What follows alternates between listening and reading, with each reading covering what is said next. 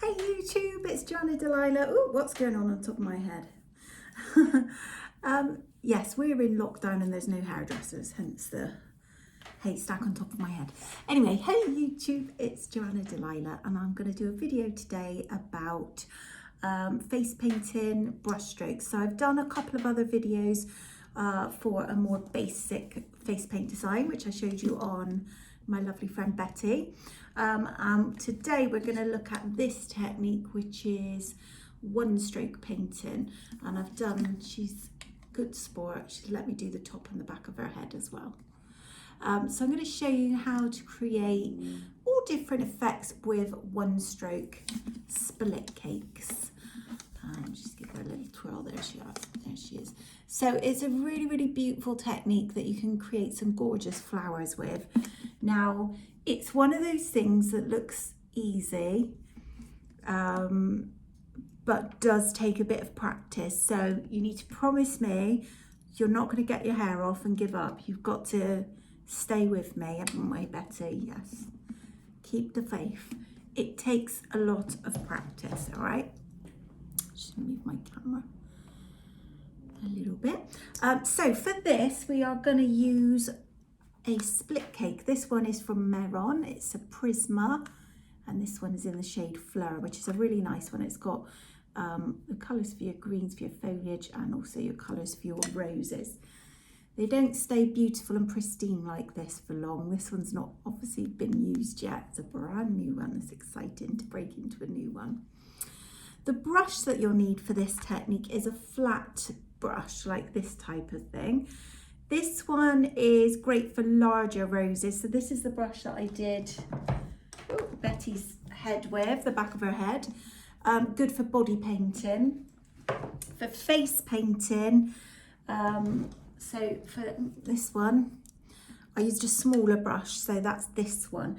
What you want to look for is a brush that is a flat top and that is nice and thin this way, not too chunky. And this is the larger one, so you can see the comparison. You can do, massive ones. I've got some brushes that are, humongous for doing great big ones with. But obviously for face painting, you want something a little bit smaller that will fit onto the surface that you are working on. So first of all, before we get into the roses, I think I might do that as a separate video itself and just show you in this one. I just realised I'm cutting me top of my head off. Oh, these videos are getting worse, aren't they? Not better. Anyway, I think I'll do a separate video to show you how to do the roses. And in this video, we'll just have a little play and I'll show you how to do petal effects, how to use the split cakes just generally, and some other things that you can do with these flat brushes. You can do some really cool things with leaves and things like that. So I'm going to turn this down so you can see my face painting board. I'm using a practice board, like a body paint practice board. You can do this on paper. You can do it on like a plastic, like a laminated sheet or like a plastic wallet or something like that. I'm just going to clean off the other one that we did earlier. If you're using these practice boards, don't do what I do and use a baby wipe to clean them. It will result in them staining. You are much better off doing cleaning them off with soap and water. So just fairy liquid and a wet cloth or something is much better. Don't follow my bad example. It's not too bad because it's mainly white paint, so it'll come off all right. Okay, so split cake, flat brush. Very important that you've got some clean water and that you've got a pot for washing your brush in as well. So keep your clean water separate from your paint water, and also have like a damp cloth near you as well. The key to getting your flowers to look lovely is cleaning off your brush and not letting your paint get too messy, which happens very quickly. All right, so wet your brush into your clean water. We'll have a little play with this pinky shade first of all. So we're just going to load that be sort of careful with your movements. Obviously, if you scribble this all around, it's going to mess up your stripes. So you want to keep it all in line as much as you possibly can. So you can see on the brush, you've now got these lovely stripes. And what I'd like you to do first, before you attempt to do any flowers, don't run before you can walk, just have a look at what you can do with the paint itself. So just get the hang of moving the paint. If you give it, give the brush like a little bit of a wriggle, you get a really pretty sort of wavy effect going on. You can twist the brush, you can sort of do like an S-shaped movement, which gives you like a ribbony effect. I've run out of paint there, which is why that one's come out a little bit scratchy, but you get the idea. So what I'd like you to do before you attempt to do any flowers is just have a little play around with the paints with the flat brush. I say what I'd like you to do. I'm talking as if I'm your teacher. I'm making these videos for my students, makeup students on media makeup course, because we're working from home in lockdown. So I'm talking to my students when I said I'd like you to do that, although anyone else who wants to learn it, it's a good idea to follow my instructions and just have a play and see what the brush can do. So I'm going to clean that off and reload the brush, and I'm going to show you how to do a simple flower first of all. We're not going to do the roses yet, we're going to do a simple flower. And even to get to this stage takes a bit of practice, so you really must take your time with this and don't expect to be able to pick up the brush and straight away do it. Often if you can't get it right, it's going wrong. Problems can be either you're not cleaning your brush off often enough, and your paints are sort of losing their definition, losing their stripes. You can even use a clean damp cloth just to wipe over the paint and get it back nice and fresh again. Little things like that are time consuming, yes, but they will result in a much better petal. Everything just looks better as long as you're keeping your paints nice, your brush is cleaned off. So we'll reload again like we just did just now, keeping the flow of the paint in the direction of the stripes. So I'm going to do a basic flower. I say basic, but it's not as easy as it looks. Where you can see me. Holding the brush upright is important, same as with your ordinary flowers. So I'm going to just sketch out the middle of my flower first of all, just to give myself a little guideline of where I'm going to go around, and I'm going to do 5 petals. So with the brush upright to the surface, I'm going to push down, slide along. You can see there's a bit of tension there in the bristles because it's bending the bristles, and I'm going to twist it so it fans out, so the lighter side of the petal is at the outer, is wider, sorry. And I'm going to do 5 of those, but be quite slow with it, especially when you're new to it. And we're going to do another one here. And then what I'm going to do, because I can't get around the other way, I'm going to flip the brush that way and do the other 2 this side. Remember which way is up. I always like to have the darker colour at the middle of the petal and the lighter one at the outside, but it does look nice the other way as well. So have a little play around with it. So that's your basic petal. As I say, it's not as easy as it looks. So don't get disheartened if you're struggling at first. And then what we can do is just pop a little bit of yellow in the centre. And what I quite like to do is just pick up some of the red around the edge, which is going to then give you a little bit of a blend, kind of look like seeds around the middle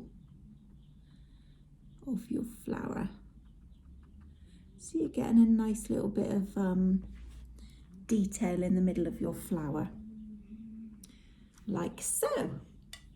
So to do leaves, same thing. You're just going to load up your brush with greens. So I'm just going to clean that pink off the brush.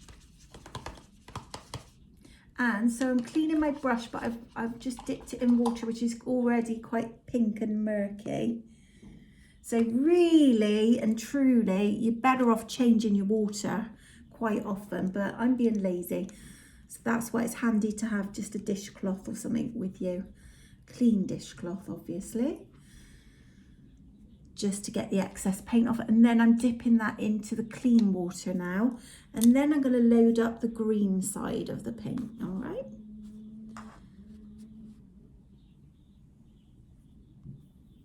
So exactly the same technique.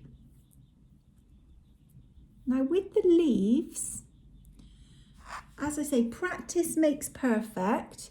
You can get some really nice shapes. Again, I'm going to have the light at the outside, but it really would look nice either way. So I'm going to put the brush down at an angle and I'm going to put a leaf in between these two petals. Slowly, I'm going to do a little bit of a zigzag shape and just watch the light end of the brush. It's moving more than the dark end because it's going to twist around and then pull up. And even just that half on its own makes a nice leaf shape. But I'm going to flip it now and complete the leaf doing the same back to front. So I'm going to go sideways, quite slowly, just a little gentle bit of a wriggle. And then I'm going to stop moving the dark and start moving the light more. So it twists around to complete that leaf shape. Okay. And then we can just fill that little piece in where I stopped a little bit too short. So that's one way of doing a leaf. Also with this brush, it's quite nice just to do little flicks, which you don't even have to have your split cake for. You can just use a brush to do nice little grassy kind of leaves with. So that's another nice way to do a leaf. Just a little flicky flick. Or you can do like a little S shape type of thing. So let's pop one here. Just move the brush side to side. It's kind of like that little ribbony effect. That's a pretty one. And even just a little zigzag will make a nice little leaf as well. Okay. And then my favorite type of leaf to do, which I think always looks really fancy, I'm just going to load up a bit more paint, is kind of like a fern leaf. If I just move my board out a little bit, put one in this gap here.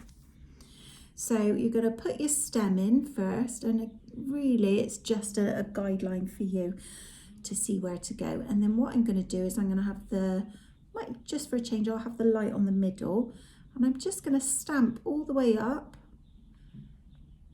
my stem, come to the top, round the corner and back down. Super, super simple and really effective. That technique, if you did it in like purpley colours, I'll just do another one up here.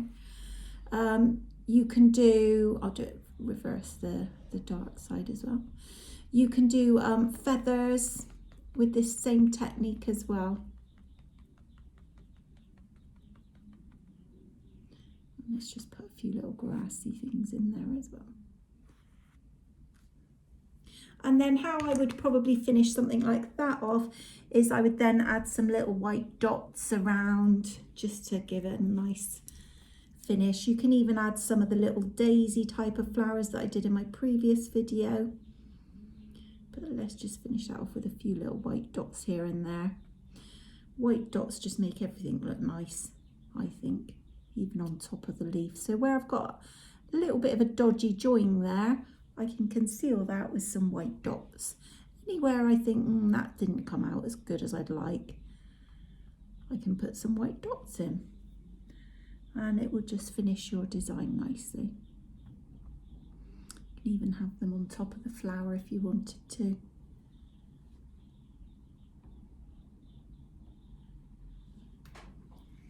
And there we have a basic flower with our pen stroke paints.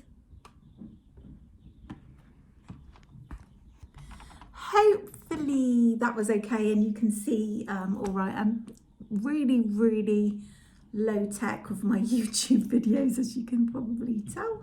So I hope that was, you were able to see and it wasn't a really bad angle.